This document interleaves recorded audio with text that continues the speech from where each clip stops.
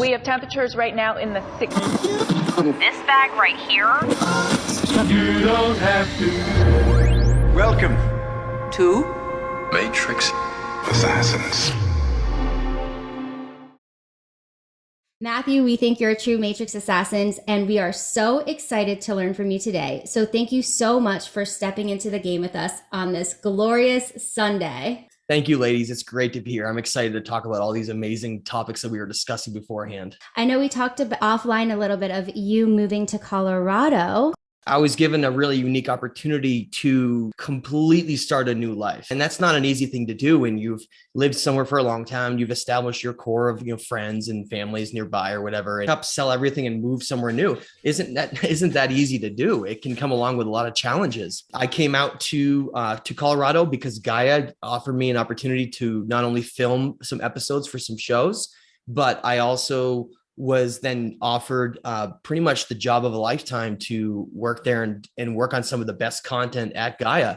And so had to sell everything in my life, drive an RV 2,300 miles across the country and go on this grand adventure. And here I am now. I've been here for over 2 months, 2.5 to 3 months. And things have been great. I've had some incredible adventures in the Rocky Mountains. I've had a chance to work on and write some really amazing content that I hope working at Gaia can help bring my content to a whole new set of viewers and bring along with it a lot of the, some of the cool graphics and some of the aspects of bringing in all the guests and speakers and all those things that they have. So I'm excited. There's a lot of really good things that are happening, I think, right now. Yeah, that's awesome. I feel like it's an absolute dream job. It sounds like you literally have an awesome opportunity. Yeah. I was just thinking, the phrase Netflix and chill. It's now going to be Gaia and chill. Yeah, right. I hope so. While you were attending Plymouth State University, you began studying archaeology, history, philosophy, quantum mechanics, superstring theory, and your focus became uncovering and connecting the esoteric teachings from secret societies and ancient cultures that disappeared a long time ago. And we're wondering, what was the turning point for you to begin this journey? Yeah, that's a great question. And then, like I tell anyone who's listened to my work, I certainly didn't start down this path. It really, for me, was a lot more about really having this very difficult time growing up, being who I was, feeling very, very isolated, not really being able to talk to a lot of people, not really having a lot of friends. And in college, I tried to see if I could, start a new life, people that maybe hadn't been associated with me before and try to start over again. And along the way, though, I just kept running into these roadblocks. I kept trying to assimilate into society in some ways. And it just never worked. I just couldn't. There was something deep inside me that's like, there's something wrong with this.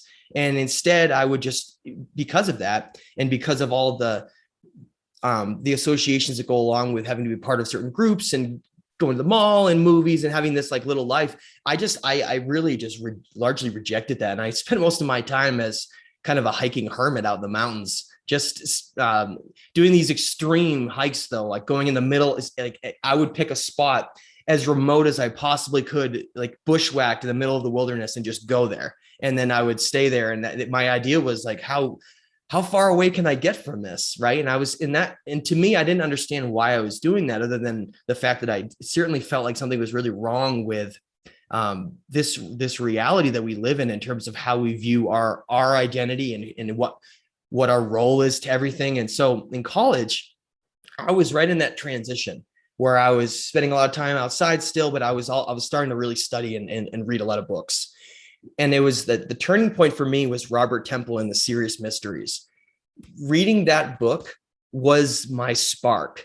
And what's interesting about that, and I'm sure you both know this, but watching a movie like The Truman Show, which is all about this illusion that we exist in, right? That's orchestrated, and then Truman wakes up. The part I love to mention in there that what correlates to my story is that part in the movie where Truman is just walking, and all of a sudden the light falls down from the sky and crashes, and he has that moment, that defining moment in his life that changes everything. That light and I've mentioned this before, but it's just such an amazing aspect that connects to my story is if you pause on that light, it says Sirius Canis Major on the light itself.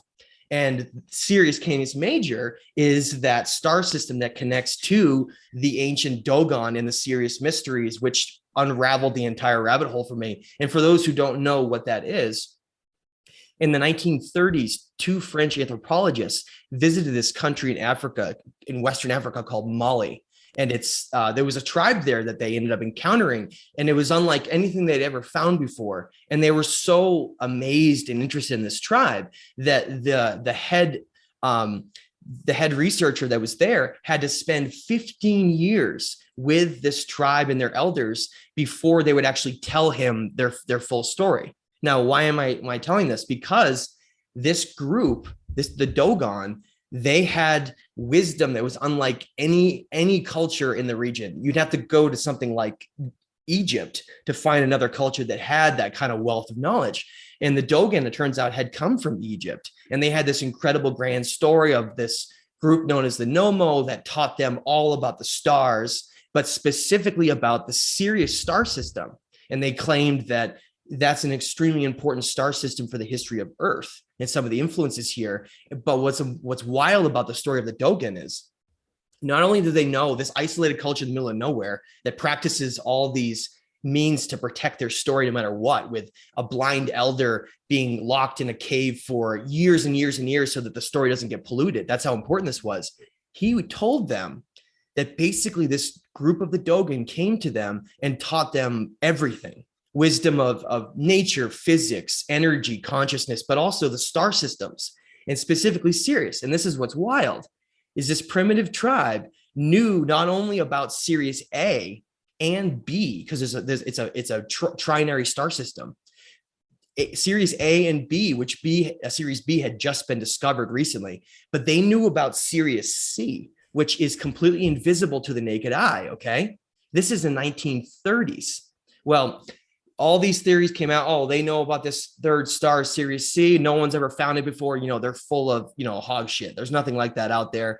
And so that's the way this went until 1995, when radio telescopes found Sirius C. All these years later, the Dogon without telescopes had known about all these star systems, which, if you think about it, is absolute proof for some intervention that changes the whole narrative. So, make a long story short, that book and that event is what was that spark for me to say, okay, so there's a lot more to this story. There's a lot more to our story, and it's a lot more interesting than we're told in school. I want to know what that story is. And that's what led me down this path.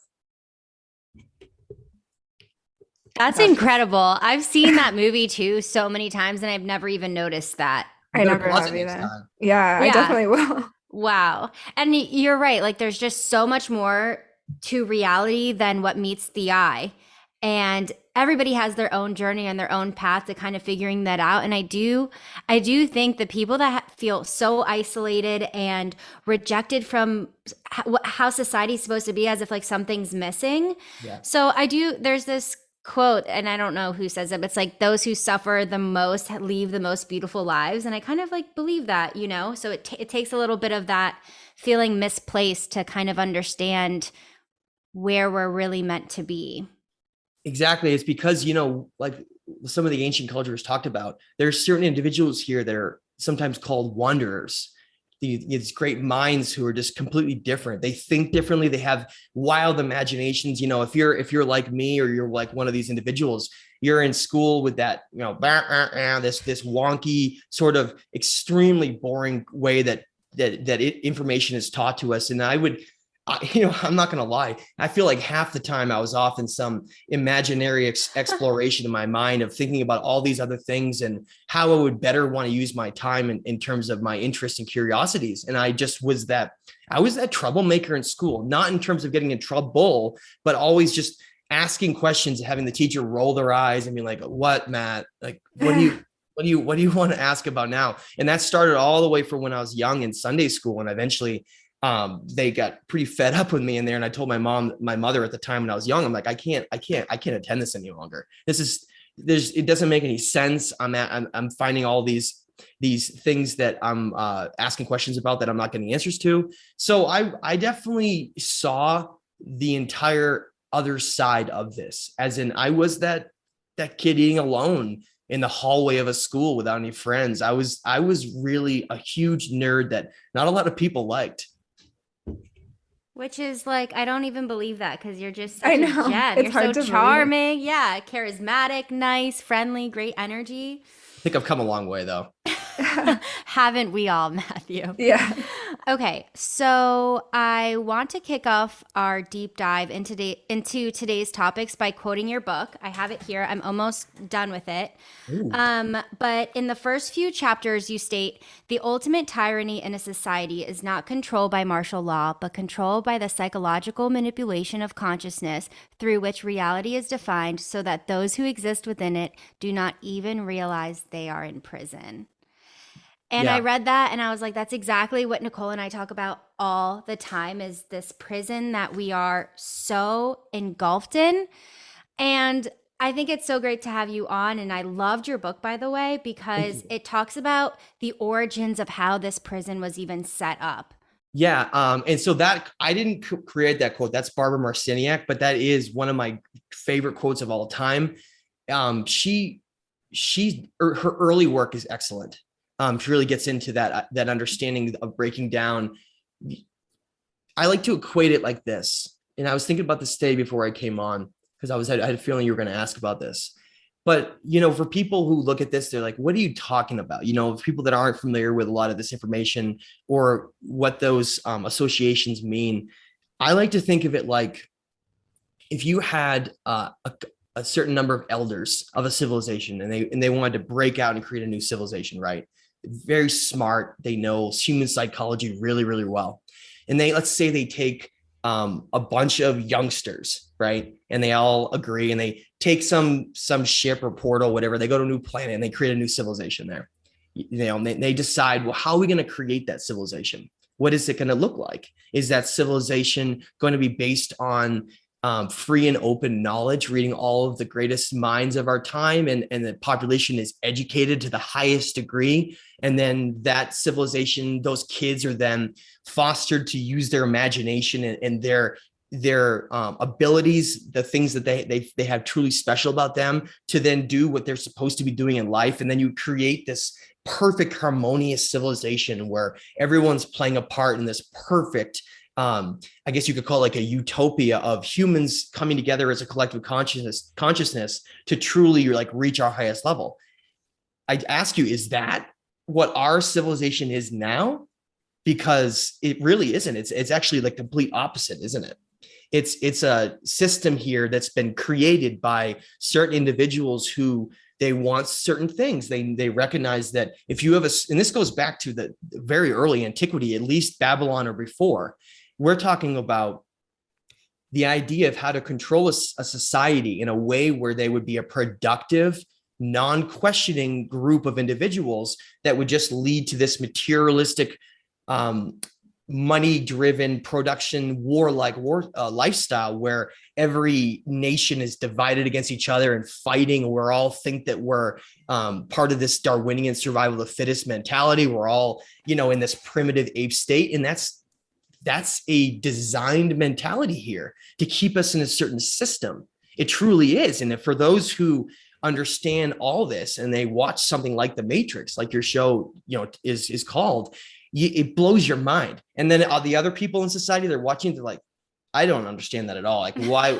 Like that was a couple cool action scenes in there, right? But I don't understand what that movie is like. And there's so many movies like that, Snowpiercer, The Matrix, The Truman Show, and I could go on and on and on. But people who are in this mainstream indoctrinated world that we exist in, they watch those movies and they just see them as this like empty entertainment, interesting aspect. Whereas the other individuals like us who have studied this and understand these aspects of society, we see it and we're like, whoa, we see these moments that correlate and we're like making we're excited and we're talking about it. And someone next to us is like, shh, quiet, I'm trying to watch the movie, because they don't understand how exciting it is to see the fact that this system here is known about. It's very known about and it's discussed and it's shown to us in many, many places. And we're given this right in front of us. And yet we, because of the difficulties with incorporating and tearing down this paradigm that we've had to ingest since we've been a child from generations of our parents that have been taught, you don't question anything. You work, 75% of your life, and then you get this little fraction before you die where you have this freedom, where money is the most important thing. You have to create this perfect life, and that, we got to support war around the world, and you have this military industrial complex continue, and on and on and on and on. It's truly a broken and controlled system. And I think that every culture throughout history has spoken about how this is the direction that mankind goes in these cycles, where we tend to, certain windows open up and individuals take control of that. Like the Roman Empire was a great example, where entertainment is almost entirely based on violence, or these, celebrities that aren't based on intellect, but just because they were good actors in a movie. And yet people that are super, super smart and they come up with all these incredible theories, no one's ever heard of them. And I think that shows you that we truly live in a transitional society where individuals like you lovely ladies that are trying to change the system, and so many others, we're the warriors here to try to change this entire paradigm, so that society doesn't go down the road of like self-annihilating themselves, or, going down this really, really even further dark path. Yeah, that's absolutely fascinating. When you talk about the cycles, I've thought about that before too, just like the rise and fall of civilizations. And I think I saw I think it was maybe on YouTube where it did like a time lapsed vision of what these civilizations, like the number of years that it took for them to rise and fall, and how so many of them kind of happen within the same time frame. And then just realizing that, as living here in the United States, we're getting close to that time where it's possible that we could be experiencing maybe a downfall. But what kind of patterns have you found, I guess, in your study of history and these ancient civilizations, and kind of what these patterns have been telling us? Yeah. And the interesting aspect is it's not random. Okay. It's not a random thing where tyrants get control and then all of a sudden just randomly society ends up like this. It's part of what is known as a 25,700 year great year cycle of the precession of the equinox. Mm-hmm. So as our Earth spins on its axis, it has a tilt or a wobble, and it faces different constellations, and it faces different constellations for every 2,100 years. So you have these 12 ages, 2,100 years long, called the 12 ages of the zodiac. And some people that don't understand how this connects might be scratching their head, but understand that everything is about cycles and energy. If you study hermetics, you'll understand that there's these defined laws that go with constants, that go with everything. And those are followed very closely by a lot of different things. One of those things was that cultures understood that not only does civilization rise and fall based on certain energetic, conscious, vibrational awareness of stages that we go through with energy, like the Mayan talked about with the Aztec, but also that there are disasters that go along with some of these cycles. So it's a very complicated story so take a site like Göbekli Tepe in Anatolia region of Turkey. That's a giant astronomical temple mapping the zodiacs. Okay, that's what that's for. It's a library for the cosmos. And they understood that every single age, we're in Pisces right now, but we're at the very end of Pisces and we're transitioning to Aquarius. They recognized that every age had a polarity to it, a positive or a negative polarity. And those energies would allow certain reflections in that civilization to take place. So individuals that knew about that would then take advantage of those certain times and then literally create empires and war and destruction because it's allowed during that time. And that may be wild for people to think about. Like, how is that possible in a world of free will? But it comes down to the polarity of the zodiacs. So Pisces was super dark and negative, driven by war, deception, greed, materialism, basically as bad as it gets. But in the middle of that, as we've been moving along past 2012, you at the same time, when all of that darkness is going on and people think that there's no hope, something else happens. The Maya talked about how 2012 heralded the end of a great cycle, not the great year, but a cycle of consciousness. And that cycle of consciousness meant that in 2012, we reached what's known as universal consciousness. So if you go down to the Mayan city of Chichen Itza and you go to Kukulkan's temple, those 9 levels of that temple represent the 9 stages of human consciousness, and that we are now at the top of the temple in terms of that. And what that means is that it's actually quite a beautiful thing if you think about it. With all the despair that those like us that know, and they look at all the things around them in the world, and they look at the news and they go into this black hole of thinking that there's no hope. At the same time, right when that happens in 2012, there's also this huge segment of society that all of a sudden starts waking up. Something clicked, something happened. And what that was that certain energies from the galactic center, certain other energies came into play, and a certain percentage of this population literally woke up. And I know that term has been really used a lot lately, but it means that all of a sudden the individual has this moment where there's a shift in their consciousness and energy, where all of a sudden they become either open to learning about a lot of these other things, or something, finding a moment happened in there that changes everything forever. And I think that a lot of people have shared that. And what's beautiful about that, though, is it coincided right during like one of the darkest periods of human history, showing that there's that balance coming into play, where what's happening right now is that we are in that transition of energy, and those transitions are always messy.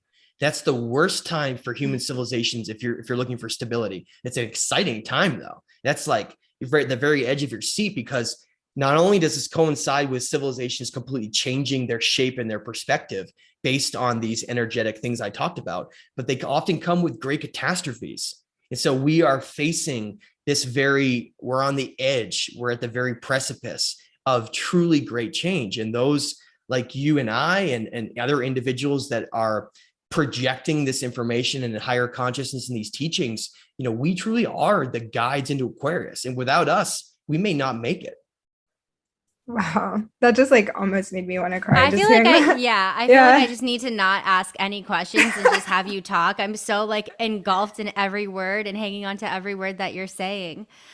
When you talk about like this awakening moment, last year was mine. It was like a day and everything changed. And so it's beautiful that you say that like during the darkest times, that's when people a large amount of people kind of tend to wake up from like this stupor that we've all been in. And yeah, so you're saying that like we're on the precipice, we're the age of Pisces, which is also what I've heard is, and correct me if I'm wrong, but like the age of Pisces is the age of the guru, everything external. Now we're moving into like the age of Aquarius. Are we almost there? Because I feel like I'm tired. I'm tired. I'm tired. There's a lot going on. So what do you predict and if you have any predictions, or what do you think by studying all of the ancient civilizations and what has gone on in the past, what should we be expecting moving forward into the age of Aquarius? Okay, that's a pretty loaded question, but I'll do the best I can with it. Okay. I think the best way to answer that would be there's always a balance that exists, and that balance is not simply just external through what some might want to call like the source or prime creator. There's others involved in that. We're actually part of a great story, a great experiment, because we exist in a physical existence here, but we're at our heart and core of who we are. We're not physical beings. That's the thing that people need to understand. We're spiritual beings, eternal spiritual beings having a physical experience here, not the other way around. It's not like someone sitting on a couch eating potato chips is like, yeah, I'm a physical being that maybe I'll decide to go down that path if I want to. That seems kind of weird though. It's the complete opposite. That's a broken person that needs to realize what they truly are. So we are spiritual beings here having a physical experience. Now remember, Pisces was all about the material physical experiences here. That's what it was. It became an obsession over the physical material things, money, war, really nice clothes and all these things. That's what Pisces became. But Aquarius is about balance and harmony, returning to balance and harmony and oneness. Now, the beautiful thing that people can take away from this, because I know there's so many people on there going to listen to this. They're like, I follow everything that I see in the news. What a shit show. I can't believe all these things that are happening. Look at what the state of the world is in. Remember though, everything is based on balance. The more extreme the age of Pisces is in terms of swinging the pendulum, the more extreme Aquarius will be the other way. So it's actually kind of a good thing, because it means that, like the ancients have talked about, Aquarius is supposed to be a return to the next golden age. For those who don't know, a golden age means that it's a time when humanity sheds that baggage of their former self, and they reach this point where they become, like I said, we're collective creators of reality here. That's what we are. We are truly powerful beings. We need to shed this Darwinian doctrine in school that we've been taught about how you're just a cog in the machine. Do your work and shut your mouth, and maybe someday you can have a family and then go hang out at the park and blah blah blah, and then grow old sitting on a picnic table chatting around a fire or something like that. That's all we can look forward to. What about like reading the ancient sages and mystics of our teachings, and going into meditation systems, and like traveling around in the universe and reaching these states where we like literally become like gods here? There's two different realities that are occurring here at the same time, and they're truly fracturing in the middle, where this big chunk of society is all of a sudden realizing this. And where I'm in right now, living out in Colorado, I've seen more people like this here than I've seen anywhere else in the world. And I've traveled to a number of places. Just to see that is such an encouraging thing. And I know some people don't live in those places, but I can tell you they are there. And maybe go find them, or become that beacon that's needed in that place. Maybe that's the whole point, is that you're needed in that area to help project that consciousness and change those around you. So getting back to what you were saying, what's going to happen and how long is it going to be? There are a number of projections. These ages, the transition of ages isn't like an exact defined science. There's always a lag of energy. It's always a transitional stage that goes on. I think the closest estimates I've seen is between 2030, 2036 is when we fully enter the age of Aquarius. It's not that long from now, though. In terms of if you look at the 26,000 year cycle in a whole, but I know that seems like a long time, but remember, it's always a lag effect of change. So things are only going to be increasing in intensity. Those that are trying to control and keep the lid of consciousness that's boiling right now, they're going to keep creating these ridiculous orchestrated events around the world to try to keep society in fear, keep them in fear, control, taking away all their freedoms, trying to force everyone down this certain path. Whereas it's truly fracturing right now in our society. We're seeing this other chunk, millions and millions of people that are like, no, this is ridiculous. This is all fake. And we're trying to be driven towards fear and control and this illusion that's been created here. And we're rejecting that. And we know better. And so many others around that it's such an amazing thing to be part of, is that we're truly changing this narrative and story. And I honestly think that some people, when they look at their contributions, like, how can I play a role in this? We're all playing an incredibly important role. And like the title of my last book, The Stage of Time, we're all actors on a great stage here, a great stage of the cosmos. And you have to decide whether or not you want to be that hero of the story, or you want to just be that extra that sort of blends into the background and doesn't really play a role. They're sort of neutral, but everyone can play that particular role whenever they want to. It just takes an incredible amount of courage, dedication, and honestly, some trust in yourself, trust in your intuition and your higher self and who you are as a higher conscious being here. Because honestly, what an amazing ride. This is an exciting time to be here, huh, ladies? It absolutely is. Absolutely. Like, what are the chances? So it's like 26,000 years. What are the chances that we were born during this time to see all of this change? It's incredible. And the other thing too is in your book, I loved how you kind of talked about the stage of time. And you said that we can all play a certain character. You can be an extra, you can be a hero, you can be a villain, and it's up to us to decide. And I loved when you said that people can play extras. And in the Matrix, they call them like non-player characters. Yeah, exactly. Mm-hmm. Exactly. So I loved that. And you can choose at any point in time to change your character, change your role. If you feel like you're being an extra, you can be a hero. You can be a villain. It's up to us to figure that out and be who we want to play in this role. And so that brings me to my next question. Why did you call it The Stage of Time? Yeah, that and it really does come from that Shakespeare quote when he talked about the world being a great stage. And a lot of people, they study that, mainstream academics, oh, he's not talking about blah blah blah. He's just talking about a small version of that idea that doesn't encompass the whole earth. But honestly, those who have really looked at that since and studied the way that he talked, he was a brilliant man. Shakespeare was brilliant, way ahead of his time. And he truly recognized that we all have that potential to play those roles. And then we're not all just cogs in the machine, that we're part of truly something special. And we can, like you said, we can rise up to do whatever we want. Yeah, that's going to take some hard work. And it's not going to be easy to do that. But if someone has enough determination and they believe in themselves enough, they really can do anything. That's the beauty of this reality here. And I look at that stage here as truly like a cosmic stage, because I believe that we're being watched and viewed by potentially intelligence from all over the cosmos because of the significance of this moment right now. If you were to let's look at Earth from external point of view.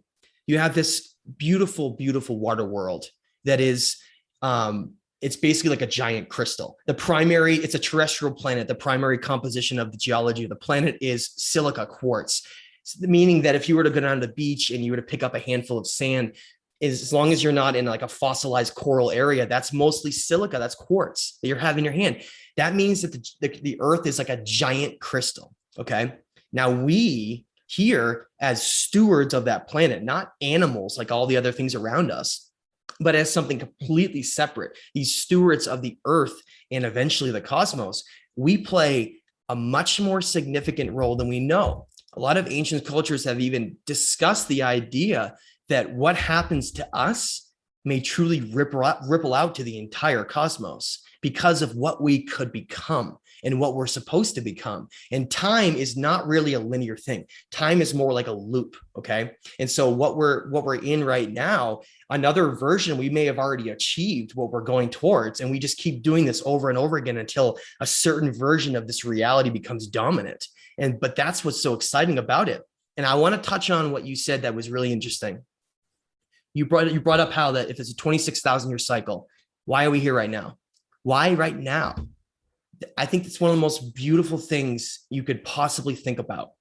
If you had a situation where you could view timelines, let's say you could view the human timeline and the potentials, all the avenues and roads it could potentially take, and you see this opportunity, right? Let's say just blanket between the years of like 1980 and being born up until now is this window when you could be here at a certain moment and play a role here. I honestly, everything I've looked at tells me that the human soul may not be entirely dependent on Earth.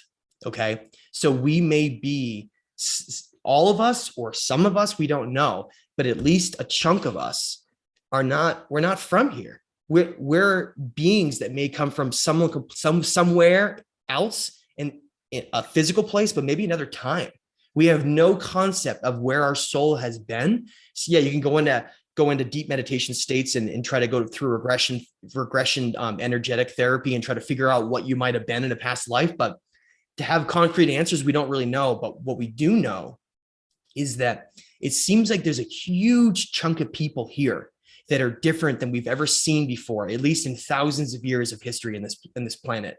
Like this time was flooded with certain souls because they were needed for that transition to Aquarius. That's how I see this, where some have called them things like star seeds and whatever you want to use some of those terms, but those are those individuals who are, like I said, you often feel isolated from a lot of the others because you're different. You're different than the others. You don't want to have just chit chat all the time. You want to talk about things that matter, things that are important. You want to make a difference. Maybe you're deeply emotionally connected to animals and helping people, or you're just deeply interested in finding out what this story is. It doesn't matter what aspect it is. I think there's a percentage here of people that are supposed to be here right now, because if it wasn't for this group, we would probably destroy ourselves and never make it to Aquarius. And that's a beautiful thing, I think. Yeah, I definitely think it is. And when we were talking about 2012, what are your thoughts on what 2012 was meant to do versus what 2020 has done? Because I feel like 2020 has been such a major turning point also. And I don't know what kind of plays into the 2020 year. Well, it's more of that 2012 was like the beginning. That was Mhm. when a lot of these shifts occurred. But everything takes time. There's always a lag effect behind change. Change never happens quickly in terms of energy. So we have to understand that 2020 is just a reflection on the amount of time that's been needed for us to get to this point to be able to have this expression of higher consciousness truly start to really play out in our society. Whereas I feel like 2012, a lot of people were sort of calling out, certain false flags and events around everything, but not really like becoming super spiritual. Now, a lot of those people that started with conspiracies and just calling out these things that are apparent, they're now starting to transition and shift towards understanding, okay, this next stage, it's not about just calling out conspiracies and trying to be someone who just talks about these things. You have to become that being. You have to become that spiritual ascended being, because that's part of the process. If you're not, you're going to sit in a basement somewhere and be like in a dark depression because you know the truths about all these conspiracies and these dark aspects of these overlords of our reality. That's not where you belong, though. Come out of the darkness now. We got this. You understand it. You got it. Now come out of the darkness, find a way to bring that positivity. You can still express and discuss some of these events that have happened. Please do. It's important to still not allow them to fall into our subconscious and be forgotten, but we still have to understand that there's something else out there. There's a light out there that needs to be followed, and you can't dwell in that darkness. You have to understand that darkness exists and then rise above it to truly become like that beacon in the darkness. There's this thing in the like conspiracy realm. Not conspiracy realm, but people that conspiracy theorists, where it's like just using a lot of energy to try to expose all the conspiracies and you go, and I feel like conspiracies in a sense is supposed to be like this trap, because you just go down one and then the other and then the other, and it's like it's never ending. You never can really come up from it. So I think it's great that you say, like, it's great to talk about these things, but what are we going to do about these things? And so if you could give our listeners and us some advice, like, what are some things that, if people haven't started the process, like, what are some things to kind of get people to start the process of doing rather than just talking about it? Well, I think that that's a tricky question, because we don't fully know the future. Like, for instance, we don't know if any of these conspiracies in our history are ever going to truly be exposed. We hope they are, but we don't know that. And that's why if we dwell too long on that, we forget that we're already moving forward as well. And so we, like you said, we need that understanding of, well, where are we going? What's the point of all this, right? Are we just going to be, complaining about all these bad things that have happened, or are we going to be doing something different about it? And I think that there has to be a balance there. There has to be a balance of not being afraid to talk about it, but not in a fearful way. Not like, oh, everyone's going to die from a coronal mass ejection that's going to burn the earth and kill everybody. No, we can't talk about it like that. Like, we can talk about aspects of what could happen and what may happen, but we don't know.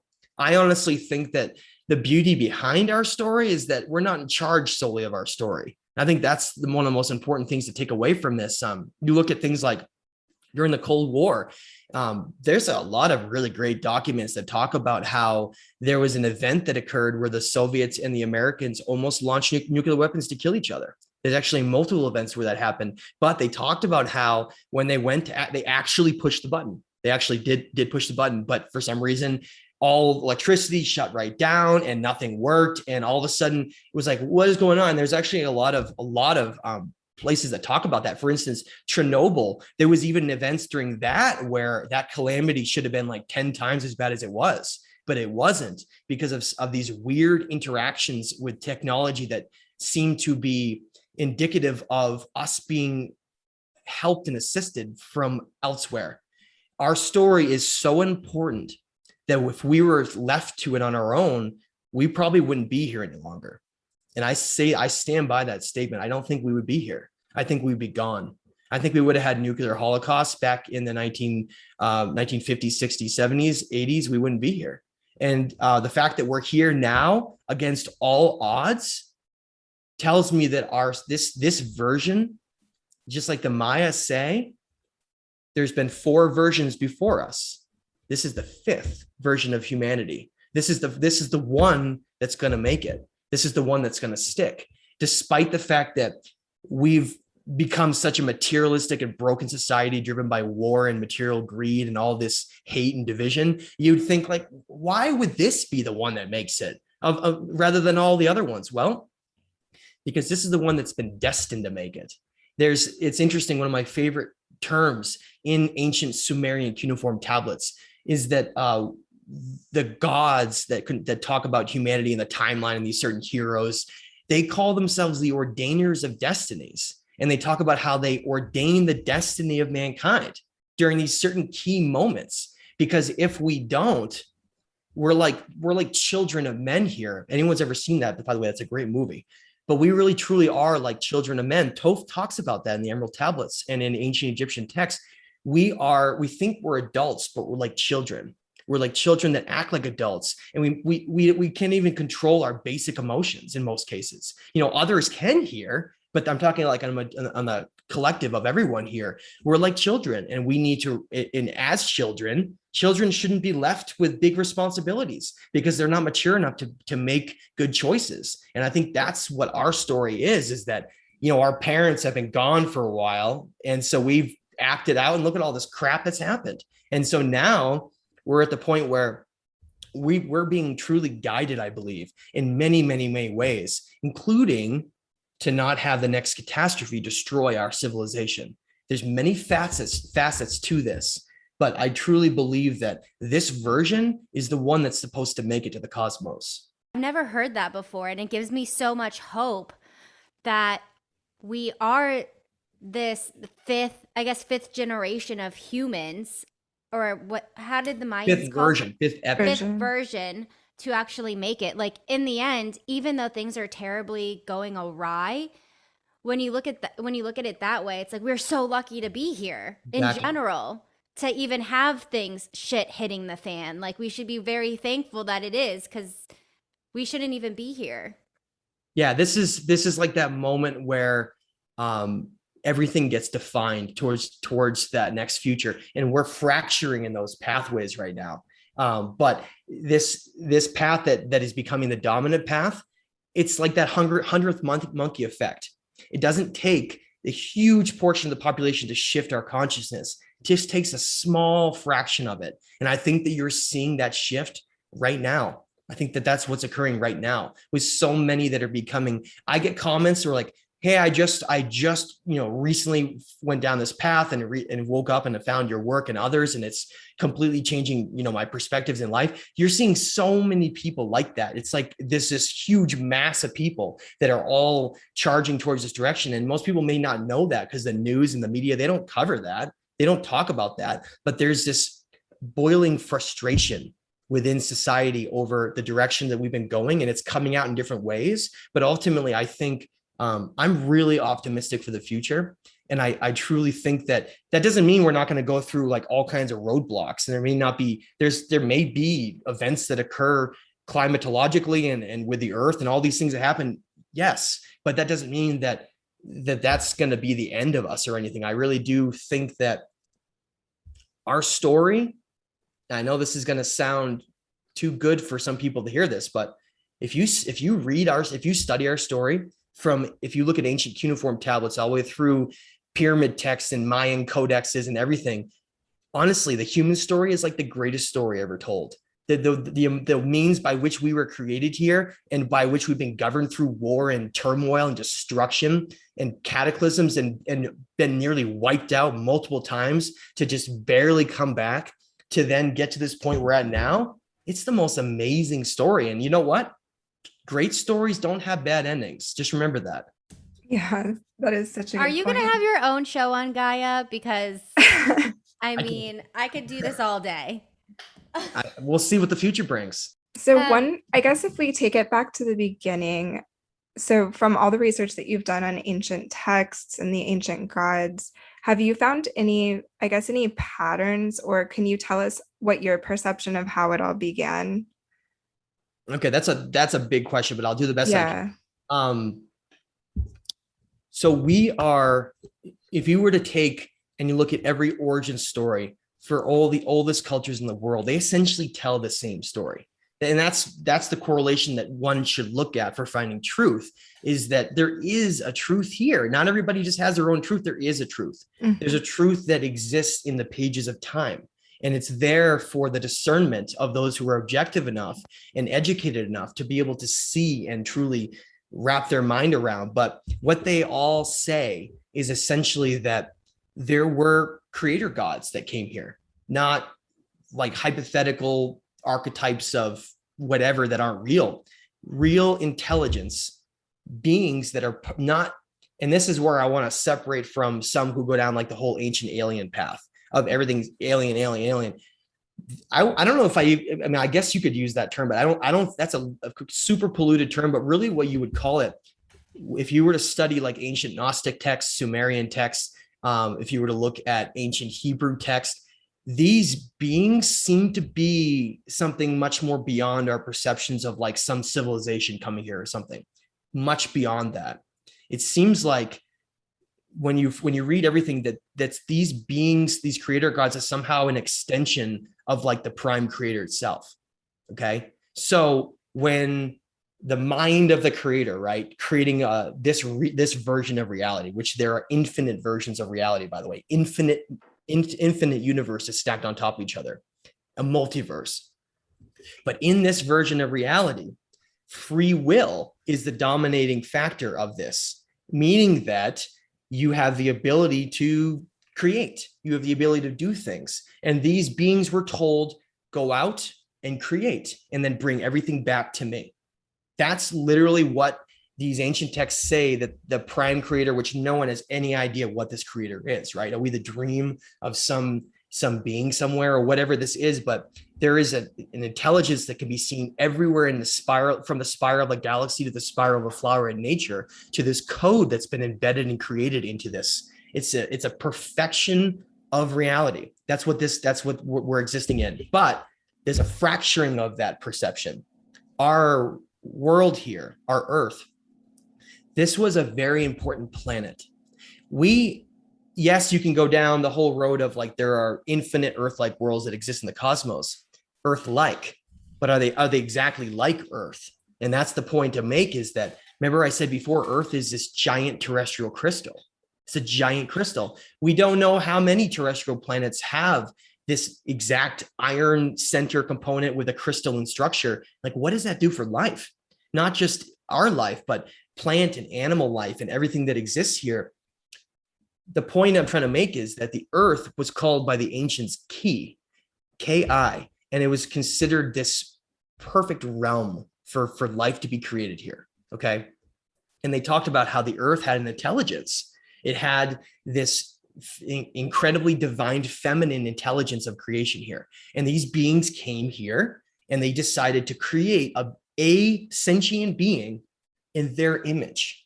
Okay. Because they discuss how they initially came here and they wanted to create infrastructure for civilization, and some of the lower gods, known as the Ajiji, didn't want to essentially toil in this reality, and so they revolted and decided, we're gods like you. We don't want to do this here any longer. And what I mean by that is they were clearing river channels for agriculture and creating these structures and buildings, and it talks about that in the text. They were building structures that were built, these perfect structures in pure spots of energy on the Earth to mimic the cosmos and all these things.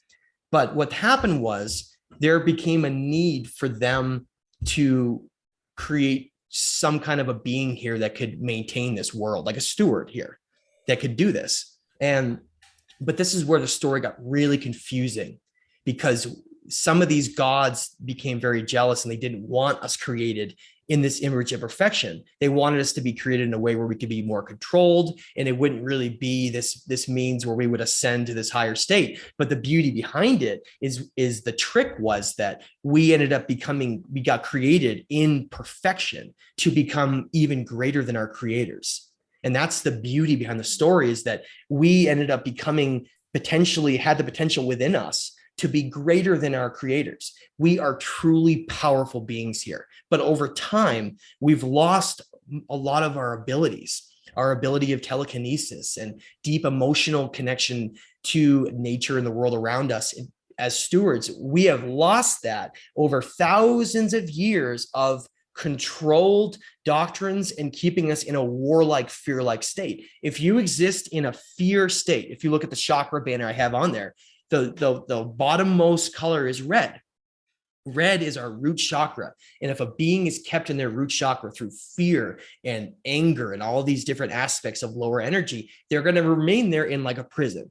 That's how it's a prison. It's not a prison where we can't graduate and have these incredible experiences. It's a prison in the sense that the system itself has been designed here for our perceptions of reality to be in such a way where we're made to believe that we're insignificant, that we're nothing, that we're just another animal, and that we're fighting for these like scraps of our planet, when really we're truly like these beings of the cosmos that have this destiny that is like written in the stars. And that's why we have so much assistance in our story. That's why we're so watched from so many places. I like to think of it is like, you know how the Truman Show, they were watching him and he had this story. I think that we're like just giant cosmic reality show to these beings who some are helping us and some are just watching, and they're like, what is going to happen next? I can't believe they're watching that stupid reality show and they could be learning about the stars and the cosmos.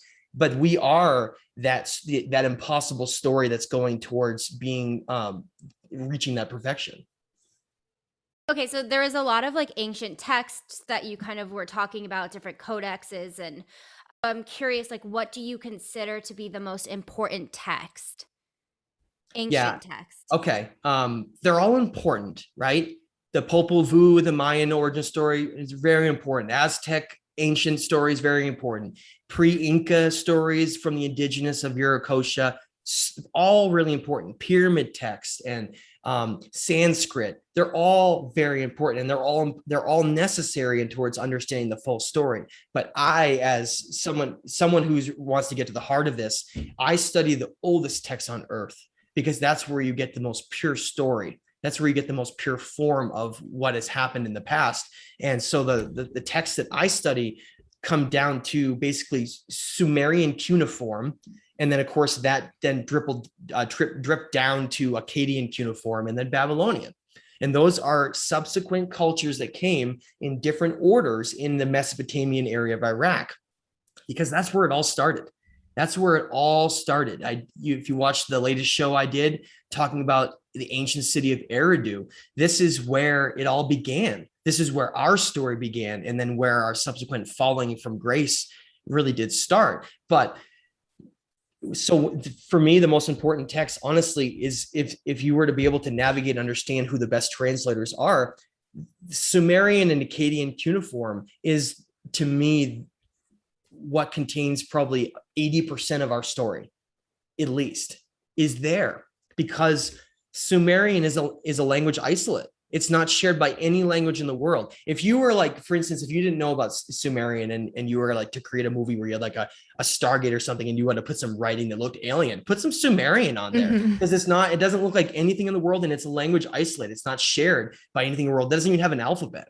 It's a bizarre language, but at the same time, it's like the most brilliant language ever written, because they understood how to truly capture a message in a way where you could weave it in a symbolic and metaphorical way. And the average person who was to go read that would have absolutely no idea what it's saying. You'd be like, is this just like a myth, or what the hell? What am I reading here? But someone else who studied all these different texts and cross-referenced them, and then taken these pieces from cuneiform, it's going to blow their mind. I mean, they talk all about the first cities ever created on earth, where kingship was lowered down to, where all the laws and rules that make up a reality were essentially established all at once. Boom, just like that.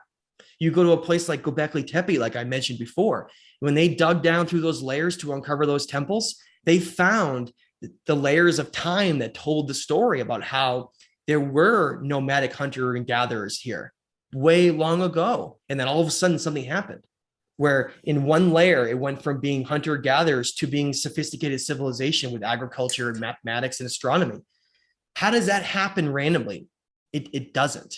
You can't just have a nomadic culture that's riding around, hunting animals and moving through regions and looking up at the stars. And then all of a sudden they develop all the means of a civilization. That doesn't happen. And frankly, it's impossible. And that's why I put so much, one of the reasons why I put so much emphasis on cuneiform tablets, because they are the oldest records of Earth for thousands of years. Nothing can even get close, because the way that they etched in their symbols into clay, into something rather than writing on the surface and then baking them, allowed them to truly have their message be preserved for thousands of years. And the greatest library on Earth, the Royal Ashurbanipal Library that no one's ever heard of, is they found over 50,000 cuneiform tablets. And out of all those tablets that have been discovered from in Nippur and Nineveh and Babylon, like 10% of them have been translated, not because they can't, but because they don't want to, because there's this need to throw certain things in dark hallways and rooms like the Vatican archives that humanity isn't ready for, that would challenge this doctrine that we've been taught. They truly have captured our lost story and our triumphs and falls and rises better than any culture, in my opinion, in history. Wow. And I've heard of the Alexandria Library. Yeah. But can you say that again? Okay. It was, okay. Yes. So it's the Royal Ashurbanipal Library. Okay. Okay. Now, and where is that located? So that Do was they accept library cards? Can I still go? It's actually a really sad story. So the Library of Ashurbanipal was in the ancient city of Nineveh, Iraq. And ISIS, the terrorist group ISIS, came through and they destroyed the entire city and leveled it and erased it from history. We still have photos of it. But to give a little bit of background about why that library is so important and why I am pushing this so much for people to learn and understand, is that there was a great king and priest named Ashurbanipal. He was a very powerful ruler of what was known as the Assyrian Empire, which is a later culture that came after the Sumerians have already disappeared long ago. Okay, they've been gone for thousands of years. And this Assyrian culture gets developed and comes along, and there had been kings and rulers that were just conquerors. But Ashurbanipal was a very rare individual. He was actually a high priest, and he studied ancient texts. He was an intellectual, and he realized the significance of his role, but also these texts to history. And he talked about how when he ruled, 3,000, 4,000 1,000 years ago, these texts were already ancient. And what he did was such an amazing accomplishment. But he sent his armies out every direction in Mesopotamia, all the way to the Mediterranean, all the way up to all the way past the Black Sea and all the way down into the Persian area of Iran and down into Egypt. And they went and found every single cuneiform tablet that they could. Thousands and thousands and thousands. And so what he did is he created this massive stone library with stone shelves. And he had every single tablet from all around the world in this great library. And he called it the Royal Ashurbanipal Library. And he literally contained like the records of time. He found them all and he put them all in one place. And now the Library of Alexandria was an Egyptian library that was based on a lot of Gnostic texts that were like paper text, scrolls, papyrus. They were all burned and destroyed. So we only have little fragments of that, not all, but little fragments that were left, and things like the Dead Sea Scrolls and the Book of Enoch and the Nag Hammadi scriptures and all those great texts like that, Hebrew and Gnostic texts. But his library contained 50 to 100,000 tablets in this library. Okay. So what happens? He's holding the entire region together. He's this incredibly important and powerful man, and he ends up dying from very suspect circumstances. I think some might think that he was poisoned, but he died, and immediately Babylon and the Chaldean Empire south of him that had been his competition, they rode right in and they killed everyone and destroyed the entire area. They burned the library to the ground. But unlike Alexandria, if you don't use paper records, those cuneiform tablets can survive. Not only did they survive, but the fire actually caused them to bake even harder. And they were subsequent, the rubble were buried under the ground, and they were able to be preserved for thousands of years until in 1849, a man named Austin Henry Laird went and uncovered that library, and he found it. And he found this incredible library, but it took years for even the first person to be able to translate it. And it was I consider him a great hero in history. His name was George Smith. And George Smith in 1875, he finally figured out, 20 plus years later after these have been discovered. Imagine that. They're all sitting on a shelf somewhere and everyone's like, we have no idea how to read this. And 20 years goes by and finally someone figures out how to do it. And he was the first one in the history of humanity, our recent history, to be able to read this. And so he starts translating all these tablets, and then he teaches others.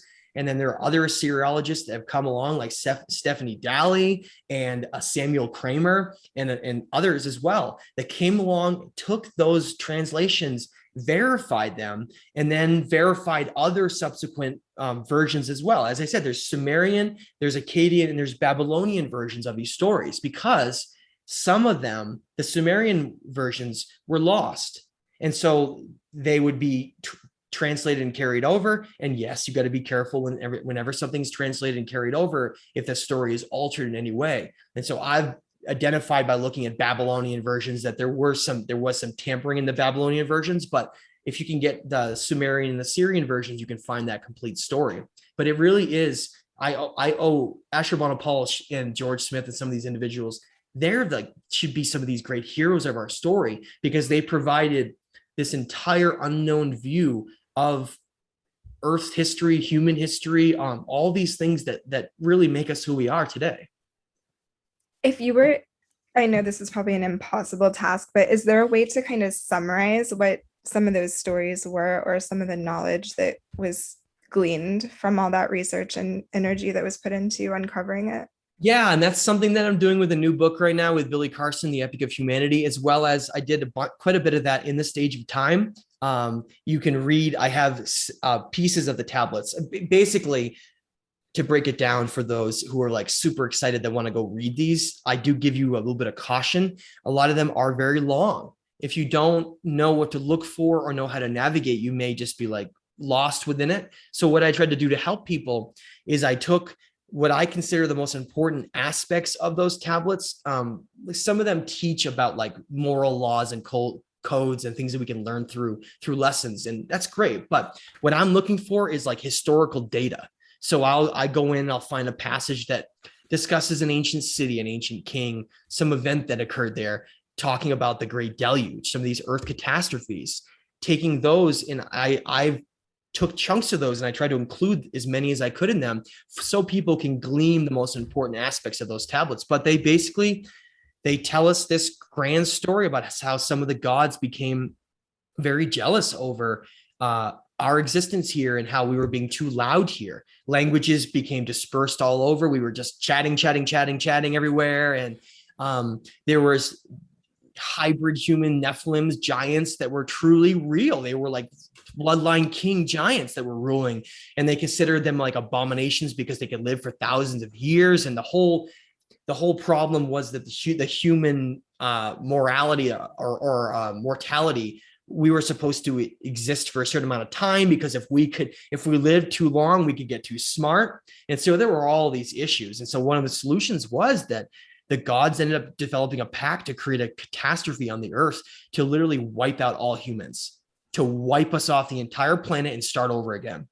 And thankfully, some of these bloodline individuals, Ontandapishtim, Zayasudra was also his name. He wrote the Atrahasis. He was a royal bloodline of Enki, and he was warned about these coming catastrophes, and his family literally was some of the progenitors of mankind after that point. That's true. That biblical context is true, but all that crap about to a very animal and everything in the biblical context is all bullshit. So that ignore that. That stuff is all misdirection. So go, if you want to read that real story, go read the Atrahasis, because it'll blow your mind. That's my favorite tablet of all time. It truly tells that story, and it discusses how he was the last human to obtain immortality. He was the last human to obtain immortality after the great deluge occurred.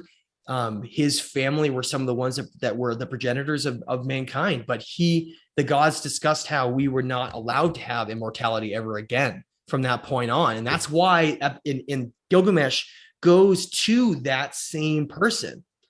Okay. He goes, so you see this correlation with different tablets talking about the same thing, and then talking about interactions with the same individuals. He goes to meet this character because Gilgamesh is part of a later epic. And he goes to him and he says, how did you obtain immortality?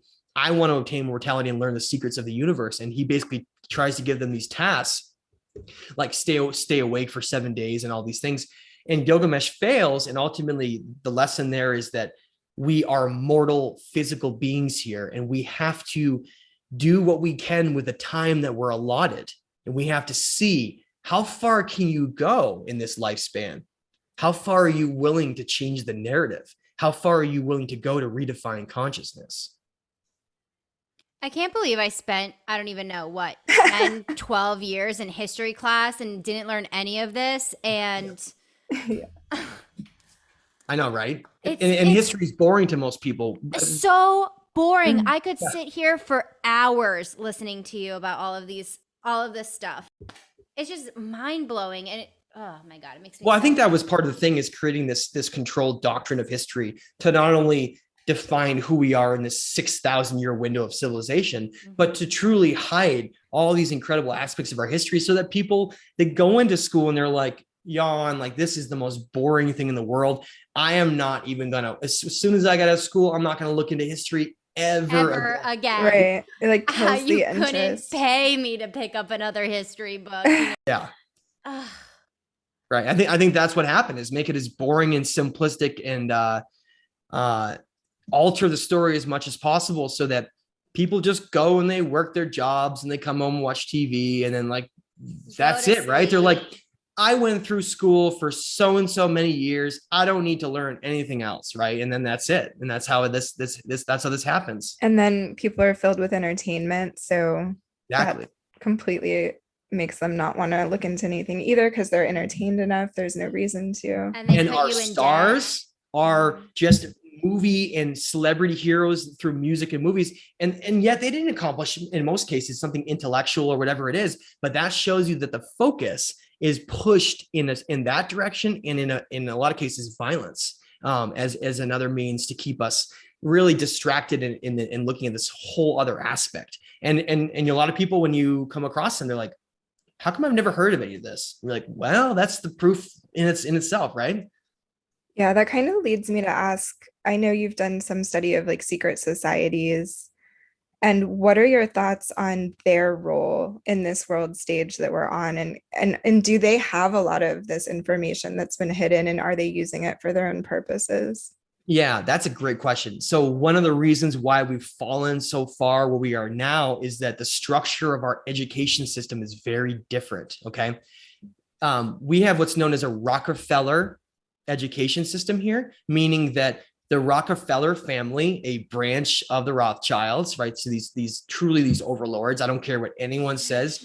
It's so obvious. If you look, it's ridiculous. But anyway, they're basically the central banking network control of everything. But the Rockefellers realized that, hey, if we create a doctrine of a certain means for what can be taught, right? Chemistry and mathematics, well, that's great. But we create a doctrine of what can be taught in history, what can be taught during these certain aspects. And if everyone is teaching the same thing, we can create a perfect, conformed, conditioned person out of this. It's like going into military school. That's what this education system is, right? you're yelled at, you're told not to ask questions, you're told not to discuss anything in imagination. Go with that group over there and all these things. And then before long, after all these years, children and people are like this shell of their former self, right? That's why when people have kids and their kids are like asking all these questions, the parents are like, I don't know, because they stopped wondering about those things. They stopped asking all those questions. And that shows you how conformed it began. But getting back to what you were saying, back in the early days of antiquity, for a lot of our history, the way that intellectuals were getting information was through what are known as mystery schools or secret societies. Now, earlier on, it used to almost be completely positive. It was these incredible societies that the way that they would do it was, unfortunately, all of society couldn't be part of those schools because it was a different time. And a lot of people were just farming and living in little communities. And they honestly, they didn't know a lot. It just because there wasn't information available. But there were groups of people who would be identified, right? So you would have a wandering mystic, some mysterious man wander into a community, right? Maybe he's got a staff and a stick he's walking with, he's got a big beard or something, right? And he's walking around and he sees some child just sitting in a field, just looking up at the stars or whatever. And he goes and talks to them. They went out to find special individuals. And then those individuals would be brought in to learn with some of these great mystics and teachers. And that's how they would find them. They would notice and recognize these special individuals that are different. And those individuals would be able to be part of these mystery secret society schools. And they would be taught all the wisdom of the ancients, everything. And they would be the ones that would basically hold that information in society. They would be the ones helping to direct decisions. Back in the day, ancient kings would often have an associated high priest with them that would give them information and give them knowledge. That became corrupted. But before it did, it was the system where those high priests and mystics were part of secret societies and schools, and then they would be representing a society through those powerful individuals, helping to assist them and guide them. And it actually talks about that in cuneiform tablets.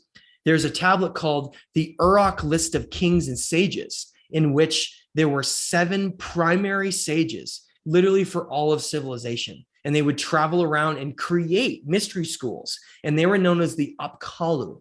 And that was the name given to them for the seven sages. And they were basically designated by those great creators of civilization. The term used in Sumer is the Onuna or Anunnaki. It's kind of an umbrella term for just those who came here. They were essentially like us, but much more powerful and interdimensional, if you want to say it. But these 7 sages were at one time in this tablet banished. Okay, Marduk, one of the ancient rulers of Babylon, that tablet, he banished those 7 sages. And then what happened? Civilizations basically took a downfall, and they started becoming very, very violent and warlike. And they went on this completely different direction. And Marduk had to go find those sages and reinstate them in those positions, because they recognized that unless humanity had this wisdom and knowledge, we would basically crumble into this state of chaos. And that's the problem we're at now, is that over time, with the establishment primarily of the Holy Roman Empire by Constantine, okay, give you a little history. The Roman Empire used to be non-monotheistic. They were worshiping the planets, and then they became a monotheistic culture with Christianity. And during that transition, Constantine, absolutely terrible man, one of the worst men in history, in my opinion, and literally in all of human history.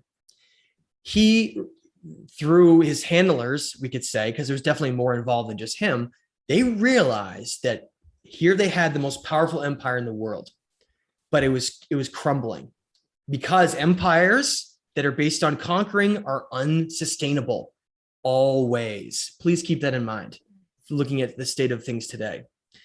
He realized that if they took Christianity and they completely altered the ancient text and then destroyed anything that came before it, that they could rewrite the story, but then use this religion as a form of control.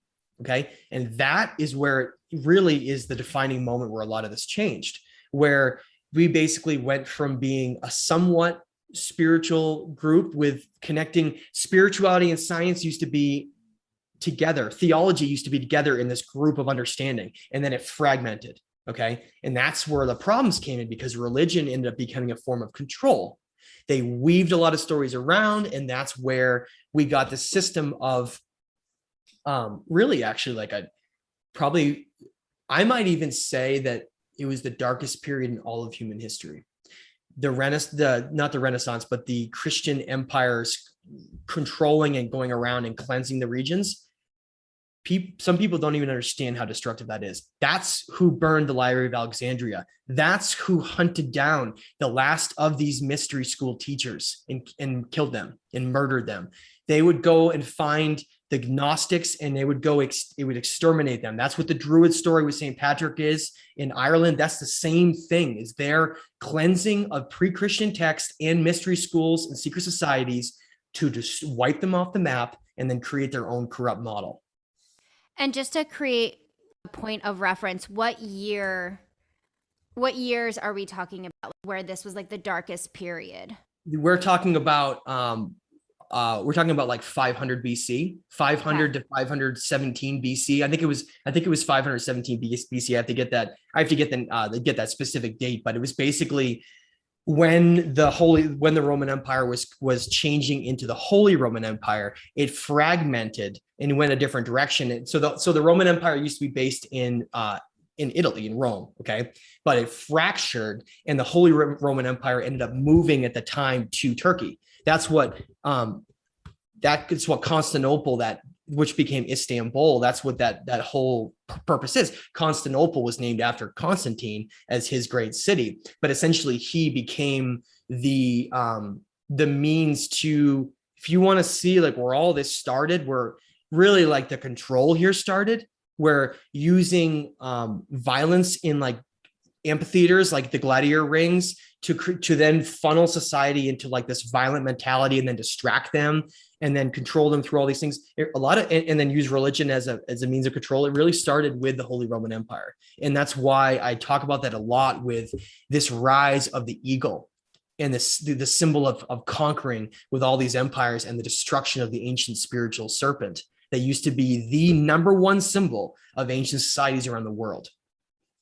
The symbol of the eagle and the symbol of the serpent. Yes. It's coming back to me.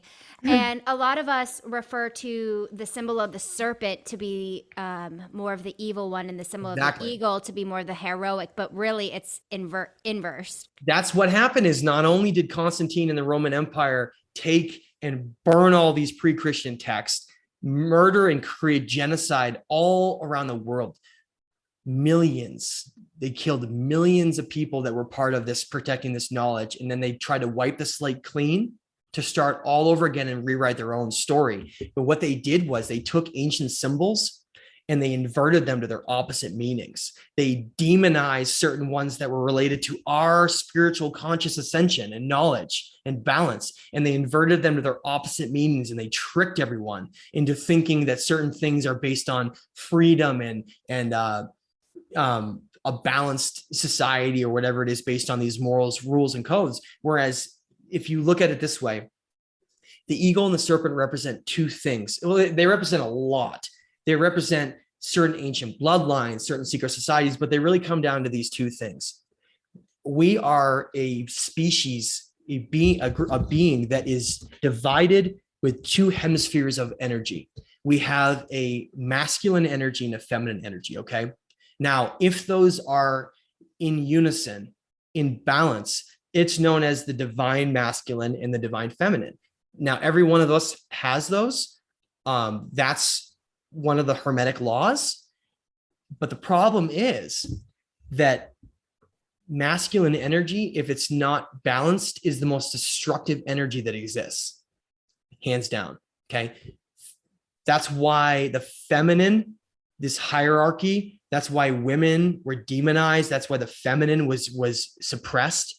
because feminine, the divine feminine is the energy of creation. It's the energy of balance. Okay. Now that doesn't mean that a guy has to cry all the time and just be, but if you're a man and you don't connect to your divine feminine, you will be broken.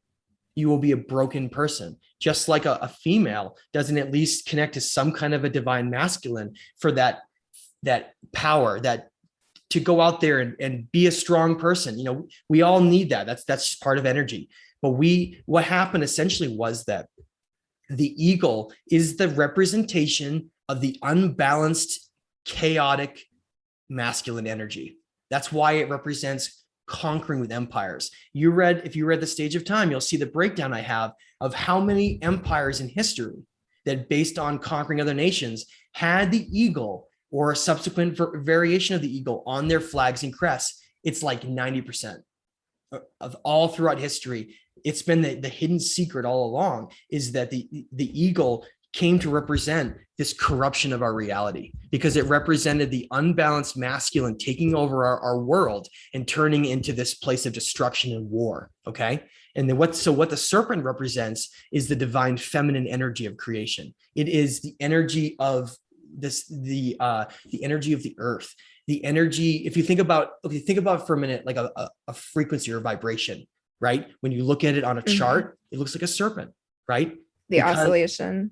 It is energy, spirituality. It's everything that's non-physical conquering and linear thinking is this representation of the serpent. Now, the highest state of the serpent is the dragon.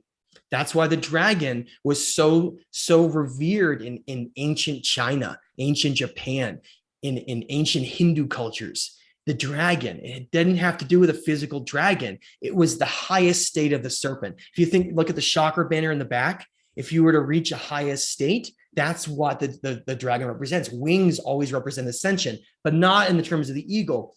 Yes, that's a mystical bird. It's that the representation of the symbol of the eagle has nothing to do with the real eagle in real life. It just has to do with this powerful predator that flies above everything else, that has awareness of everything else around it. That's why it was used as a symbol for power and control over others. Whereas the serpent is down on the ground, down on the earth. It's part of the energy of the earth and all the energy of creation. That's what these two symbols are. And if you follow around the world, it's like the whole story unfolds before you. You go to the Maya, you go to the temple of the jaguars and eagles. You'll see the whole story right there with Kukulkan, the wisdom bringer that was the representation of a dragon, right? The serpent dragon. He's right there. And then the eagle comes in and corrupts it, and they turn into a blood sacrifice war empire. The Aztec, the exact same thing with Quetzalcoatl, same thing. Down into the Inca, it's the same story. The serpent, the knowledge of the serpent, and these wisdom bringers, these knowledge bringers, create civilization, then the eagle corrupts them, and then they have their downfall. And look where we are now. The eagle is the dominating force still on the planet. Hasn't changed Isn't at it all. America's bird? Yeah. Too, like our national bird. That's the whole point I'm trying to make, is that is the United my States. God.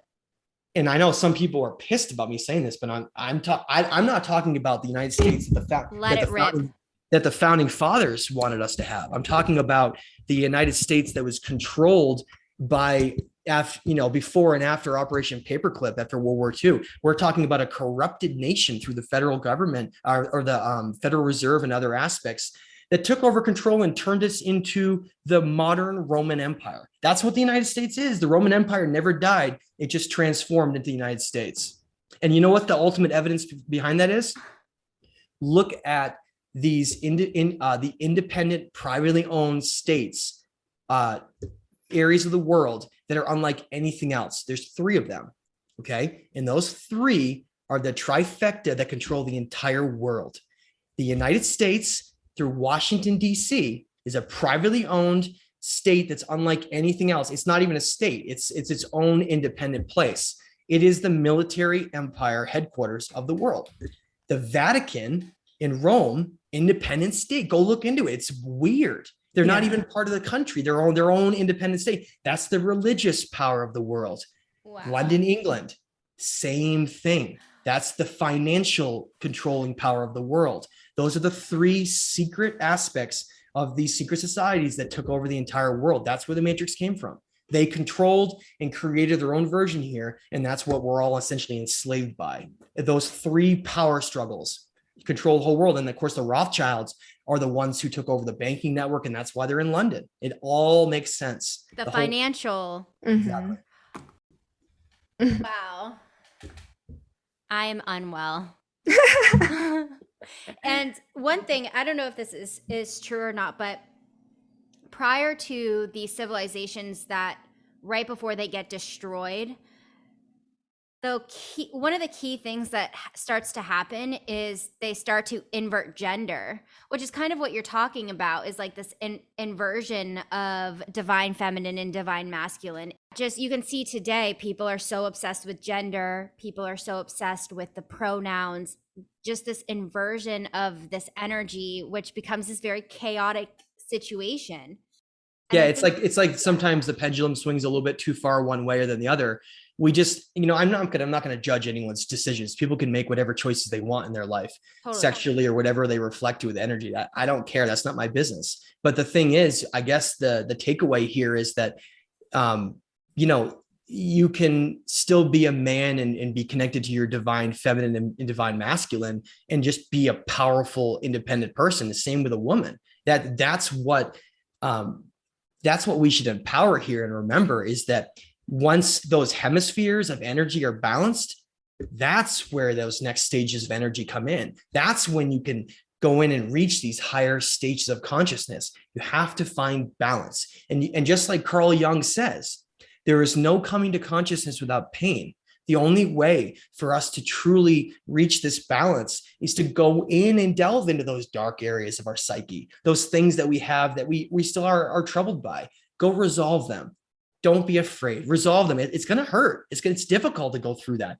It's difficult to go through and shed these doctrines of information in our mind and almost like do a clean slate and have to start over again. It's really, really difficult. None of this it comes along with an easy path. But for those who do this, for those who are able to rise above it, it is truly that next stage of our existence that is truly beautiful. It'll make everything in your reality change. Everything does. All of a sudden, you'll find synchronicities start happening everywhere in your life, and you start recognizing them because you become aware. And then you start becoming aware of everyone else around you and how their energy affects you. And then you start becoming associated with certain people, and you kind of build your tribe and you create your own beacon of light and power, and you become one of those great sages here. That, they're rising up all over the place. I don't care what level you're at. We are reaching a time when the great ascended masters have returned. And this is the great transition to Aquarius that so many have waited for so long. I'm literally convinced you're one of the great sages. Yes. I'm freaking convinced. I appreciate that. Thank you. What do you think your role, or what do you think the role of technology plays in all of this? Because that's something that, I know there's arguments that we had technology in ancient times, but with what we have now, I think obviously the internet is a major reason for why we're even able to have the knowledge that we have now and to be able to find some of this hidden knowledge that we weren't able to before. You're right. And I think that technology is actually the reason why we're going to make it. Let me explain. Now, technology can go the wrong way too. People can start almost like, you look into Elon Musk with his real intense interest in AI technology and almost putting like chips into people and things like that. That's the wrong direction. Okay.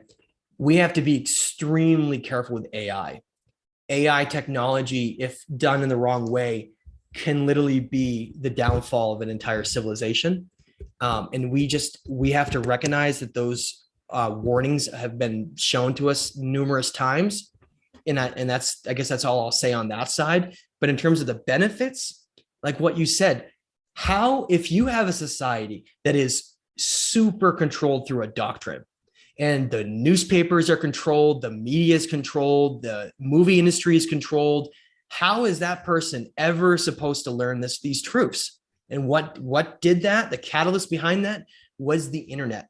It provided the ability and technology like phones and things like that, where you have this device that can access the wisdom of everything all in one place. And yet, what are people doing? They're playing watching birds Netflix with it and stuff. Like, are you kidding me? Like, you have the most Angry powerful device in the universe. What are you doing?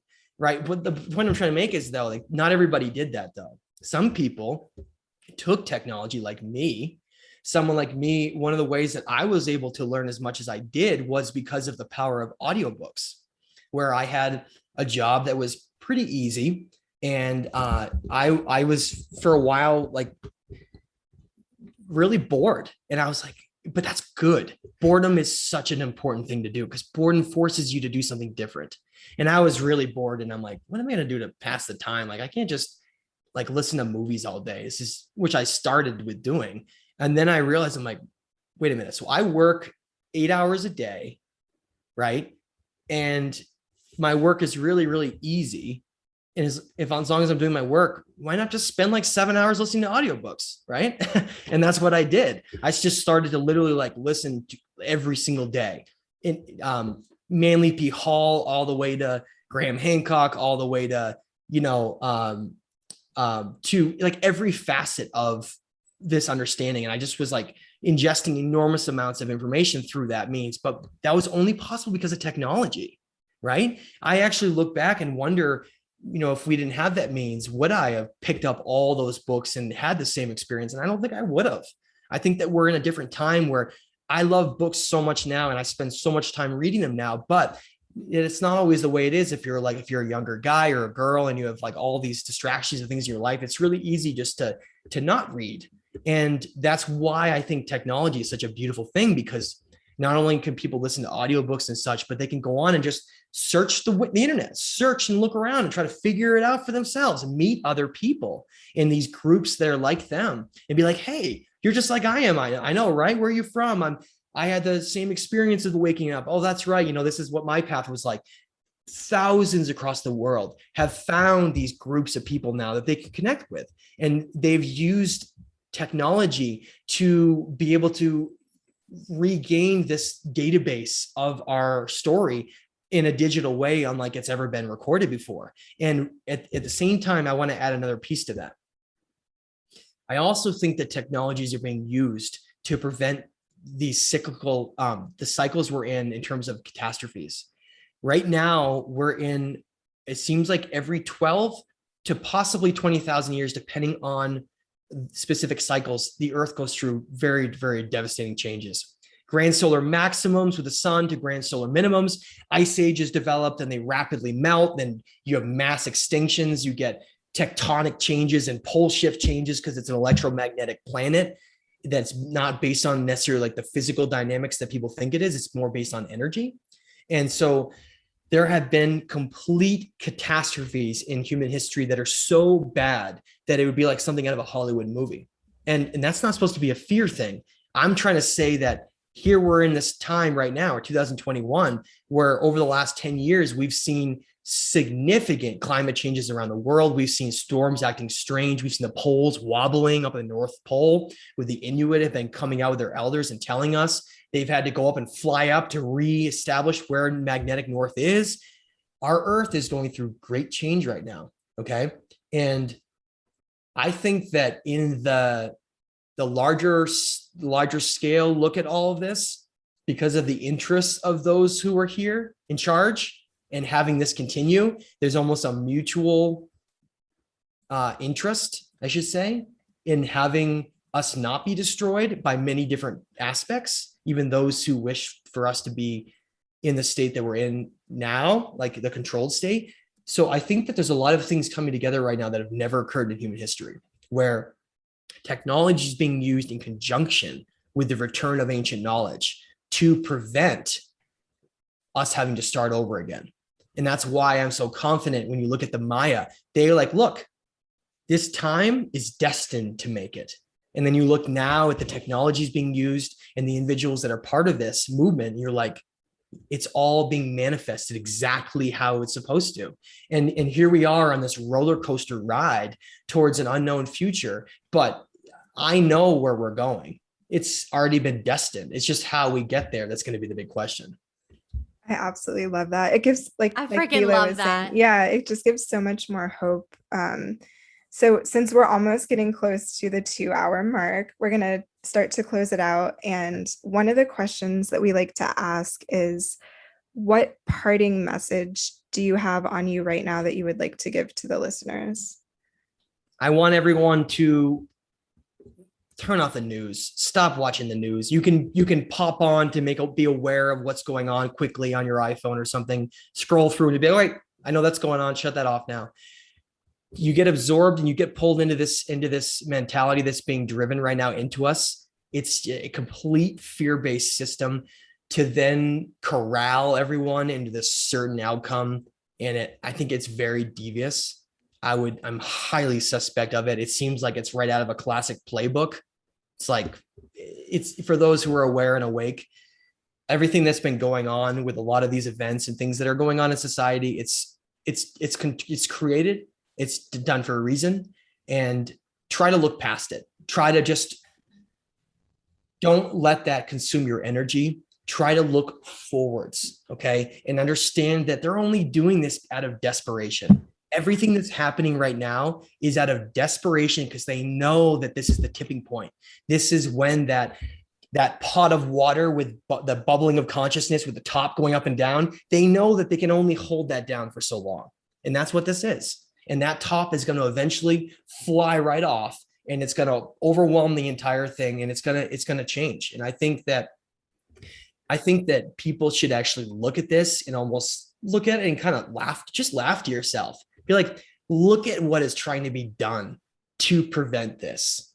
It's kind of silly and almost humorous in some ways, right? And there's some good comedians that talk about it too. I think just laugh about it, right? Turn it into something that's almost funny. But it's not really funny in the end. It's like there's so many that are consumed with fear right now and are scared about all this end of the world things that are going on. It's just a great show. Okay. It's not like it's being told. It's a great show. So just go and remember that. And please remember that, we're here for a reason right now. Anyone who hears this right now, you're hearing this for a reason. The more you go down synchronicity, the more you see that things come into your path at certain moments when you needed to hear them. And then you recognize the importance of that moment, and then you take it and you work off of it, and you recognize other moments and you say, okay, so these are all teaching experiences. These are all things to help usher me in a certain path in life. And sometimes those things can be what's perceived as a bad event, but that's usually a lesson, some kind of a learning event for us to get through this. But so hold stock in the future. That doesn't mean we just give up and let it unfold because we're not part of it. We're all playing a part. We're all playing a part here in this story. And remember, it's the greatest story ever written. Let's give it a good ending. What you think? That's the episode. We're gonna call this the greatest story ever written. Love it. Love it. Thank you again. For our listeners, where can they find you? Your website, where can they purchase your books? Okay. My website is thestageoftime.com, and I have a lot of cool stuff on there, like timelines and ancient texts if you want to check it out. And my YouTube is Matthew LaCroix, and I also have an Instagram with the same name, and then I have a Facebook account called The Illusion of Us, if anybody wants to follow that. So please check out some of the work that I'm doing, and I have a lot of really exciting things coming up with Gaia. I'm creating some really incredible content, so get ready for that. And I'm excited. Yeah, and I'm trying to do my part here to help, be that beacon here, trying to do what I can. So thank you, ladies. I really enjoyed talking to you today. Oh yeah, absolutely. Thank you. And before we sign off, I just have to say I'm so blown away, and your energy and your enthusiasm and how incredibly smart and talented you are. I cannot wait to see all the incredible things that you're going to do during the greatest story ever told. Thank you so much. I appreciate that. Absolutely. Thank you.